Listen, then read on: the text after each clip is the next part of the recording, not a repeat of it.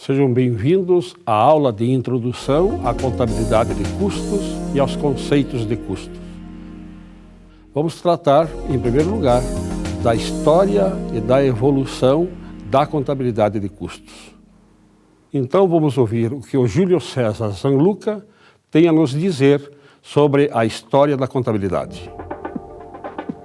A história da contabilidade é tão antiga quanto a própria história da civilização. Está ligada às primeiras manifestações humanas da necessidade social de proteção à posse e de perpetuação e interpretação dos fatos ocorridos com o objeto material de que o homem sempre dispôs para alcançar os fins propostos.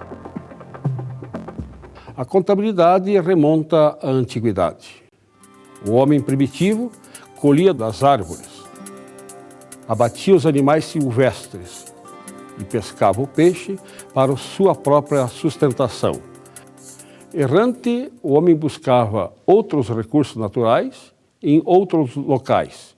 Lá também, ele exauria todos os recursos naturais que se tornaram escassos. Por isso, em dado momento, ele teve que fazer com que a sua família vivesse num lugar só, um sistema familiar de corporações ou doméstico. No sistema familiar, o homem consegue produzir para si próprio todos os produtos necessários à sua alimentação, ao seu vestuário e até à sua habitação. Mas o sistema familiar ainda compreende um pequeno grupo, uma pequena célula da sociedade, que é a família. E as famílias começam a se aproximar. Diversas famílias começam a chegar aos mesmos locais onde estavam já estabelecidas outras famílias. Daí nós iniciamos um processo de corporações, também denominado de doméstico. No sistema das corporações, as famílias não ficam mais isoladas. Elas procuram se unir, se aproximar de outras famílias que vieram de outros locais. Até hoje ainda, na Itália, por exemplo, nós encontramos a Praça Central sempre com a denominação de Duomo, que vem exatamente daquele domus, daquele sentido doméstico que é dado às corporações. Nas corporações, não estamos mais falando de uma família só, estamos falando da união de diversas famílias. Assim, nós vamos verificar que nascem muitos artesãos numa determinada família, enquanto na outra persegue-se, por exemplo, febrilmente a produção primária, a produção agrícola. Um bom exemplo de corporações deu-se com a vinda dos italianos para o Brasil. Algumas famílias se dedicaram à confecção de casas, viraram pedreiros, carpinteiros. Outros ficaram na produção de carroças ou na produção de ferrar animais. Mas a grande maioria ficou voltada à agricultura. Para aqueles colonos, aqueles italianos que se dedicavam à agricultura, o terreno era escasso, porque cada família recebeu somente uma parte de terreno do governo brasileiro. Aquele cidadão, porém, que trabalhava de pedreiro, para ele a terra recebida era muito grande, era uma dimensão enorme.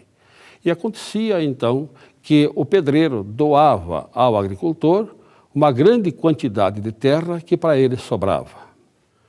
O ferreiro, por exemplo, tinha excesso de produção de ferraduras.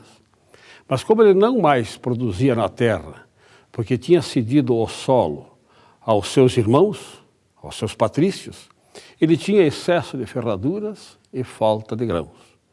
Então estamos vivendo ainda antes do século XVI, onde se praticava o escambo. Uma família que produzia alimentos trocava os alimentos por outros produtos que não tinha, mas deles tinha necessidade. Daí nós vamos iniciar um sistema de produção fabril. Nós estamos no início do século XVII, onde nós vamos verificar que aquele artesão, dentro daquela célula que ele montou para produzir bens e serviços, ele começa já a produzir não só acima de suas necessidades, e acima das necessidades daquelas famílias que pertenciam às corporações e passa a produzir a outras corporações. Nós estamos iniciando, então, o sistema de produção fabril.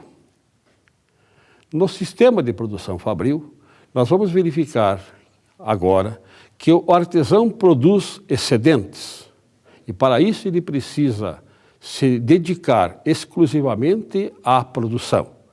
Como ele se dedica especialmente e exclusivamente à produção, ele não tem tempo de fazer e de realizar vendas. Nós vamos verificar, então, o nascimento do intermediário. O intermediário é um cidadão que intermedia o artesão, o produtor de determinados produtos, e os consumidores ou usuários finais fora desse sistema de produção artesanal, fora desse sistema doméstico ou de corporações de produção. O intermediário de produção vai começar a ceder espaço para o intermediário financeiro. Aparece então a figura do empreendedor. Empreendedores são pessoas que não só intermediam a produção e o consumo em termos de produção de bens, mas como também vão fazer uma intermediação financeira.